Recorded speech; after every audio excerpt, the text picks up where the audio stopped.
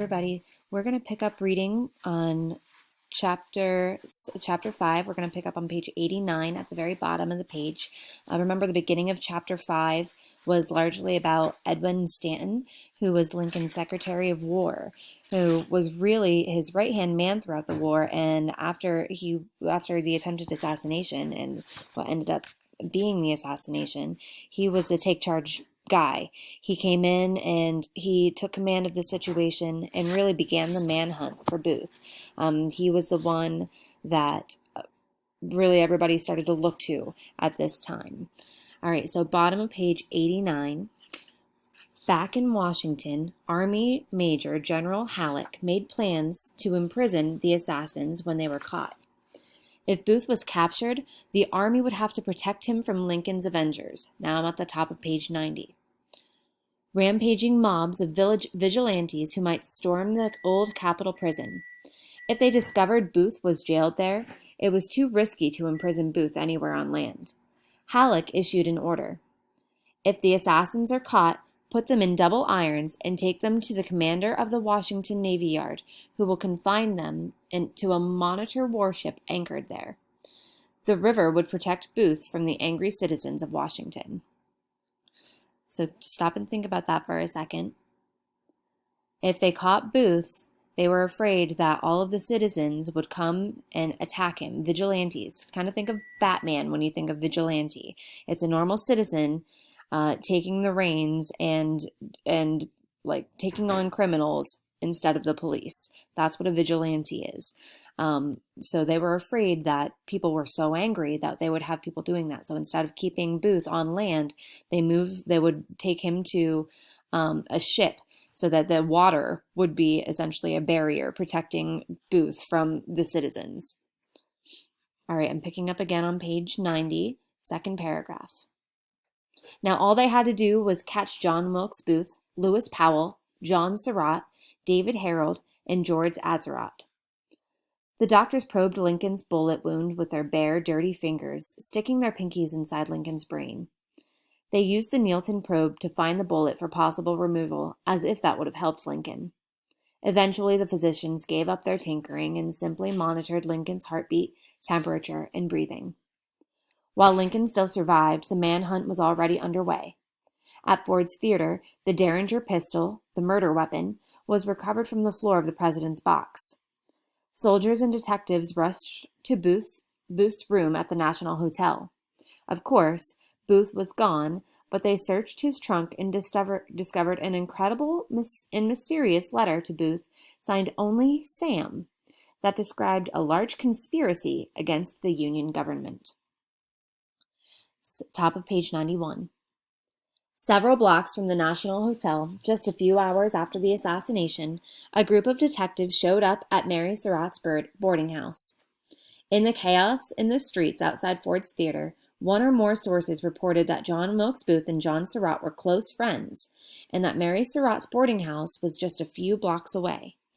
So I'm going to take you to, remember, Booth stopped at Mary Surratt's tavern initially to pick up the shooting irons and the binoculars from John Lloyd.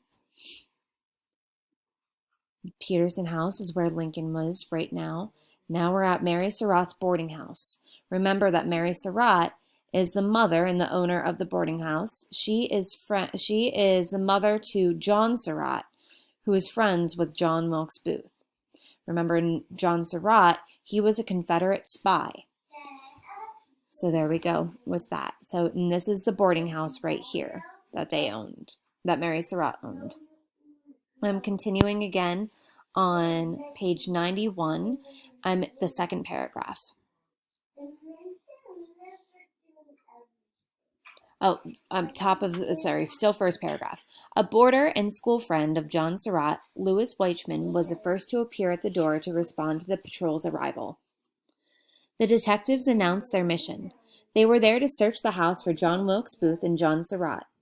Weichman knocked on Mrs. Surratt's bedroom door, telling her the detectives had come to search the house. She instructed Weichman to let them in. Weichman seemed not to know why the house was being searched. One detective revealed a shocking half-false information to the occupants of the Surratt boarding house. John Wilkes Booth has shot the president, and John Surratt has assassinated the Secretary of State. Pausing here because we know that John Surratt wasn't the person that went after Mr. Seward, the Secretary of State, but we know that Lewis Powell was the one who attacked Mr. Seward, the Secretary of State. Continuing at the bottom of 91, Weichman told the detectives that John Surratt was not at home but in Canada and offered to help them with their investigation.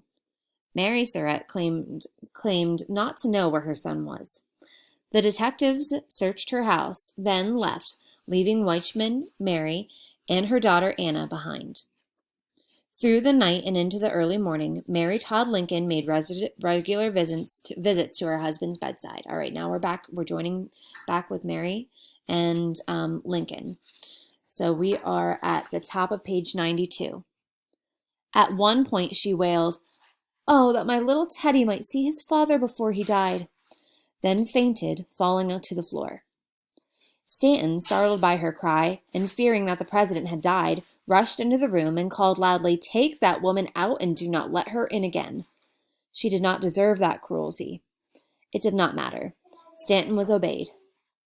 All right, now we're going to jump to Booth. Page 92.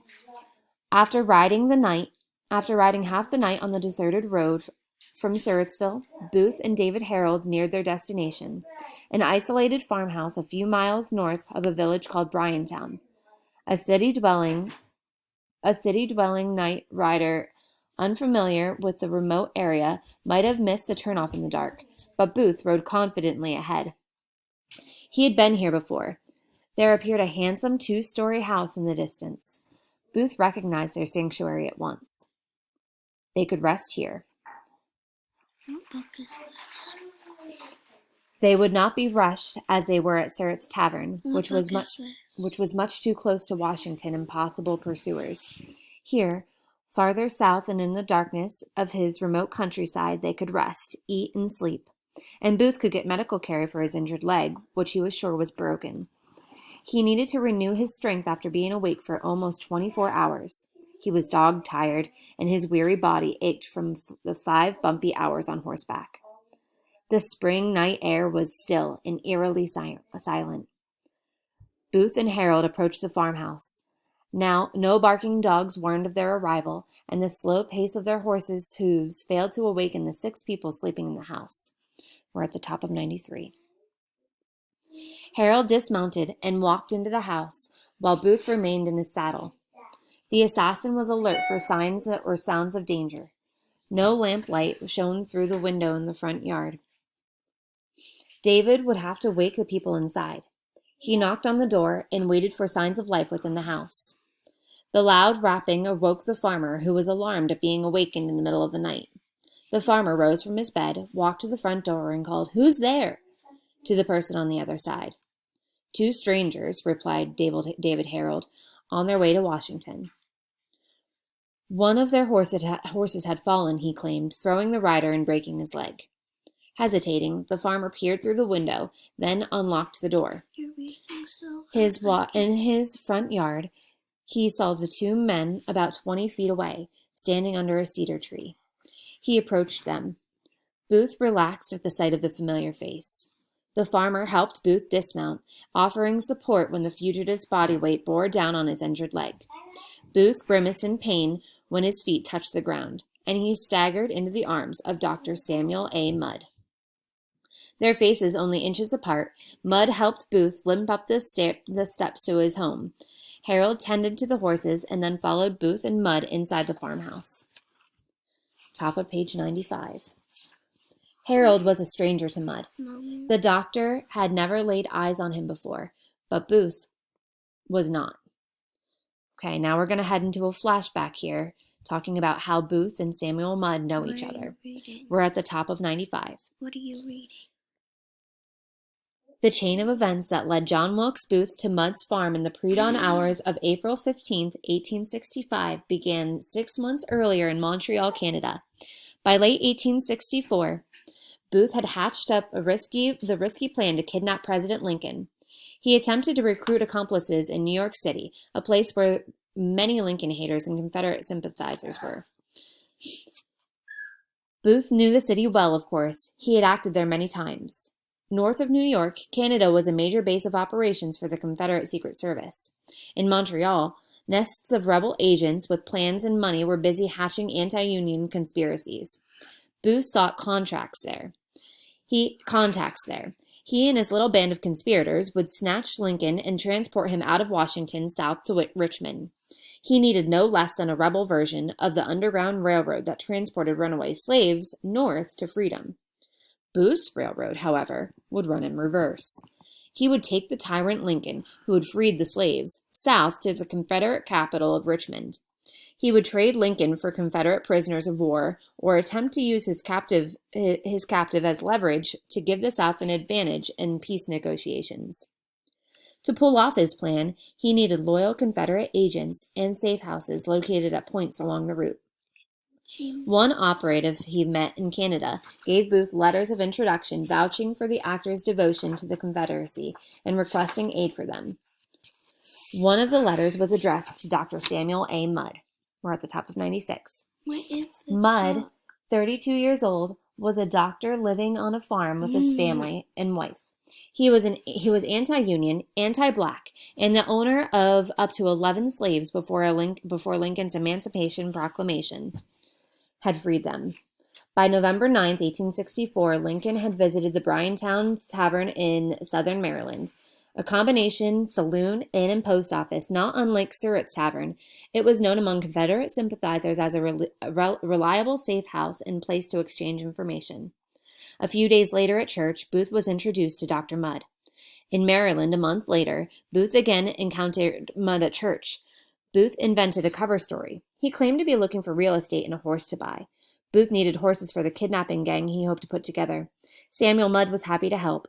After church, he rode home with Booth, and Booth rode home with the doctor and spent the night at his farm. Mudd introduced Booth to a neighbor who sold Booth a peculiar one-eyed horse.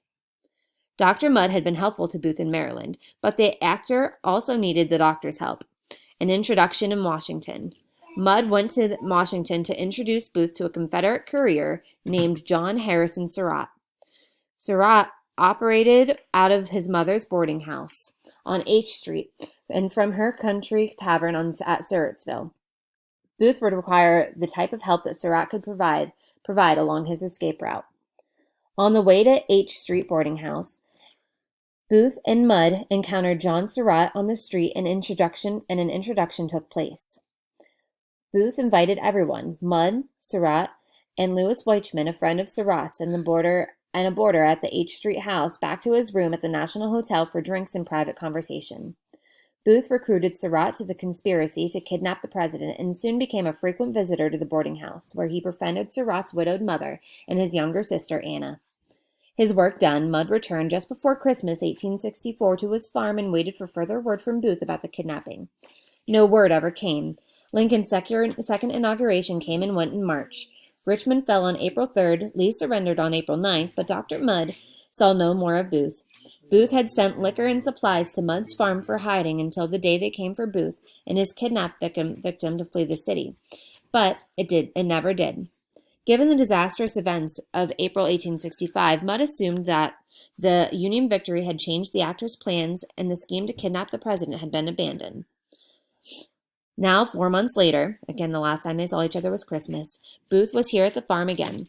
Through the door, standing in the darkness of his front yard, he did not know it yet. Once inside, Booth sat on a sofa in the front parlor and then reclined. I'm at the top of 98. Mudd lit an oil lamp and dialed up a flame to permit the proper examination of his new patient. Their eyes locked in recognition, and in an instant, the doctor knew the identity of the man who was lying in front of him. How could he fail to recognize the actor's familiar, thick black hair, pale complexion, trademark mustache, and striking good looks? I'm going to stop there and pick up on the next video.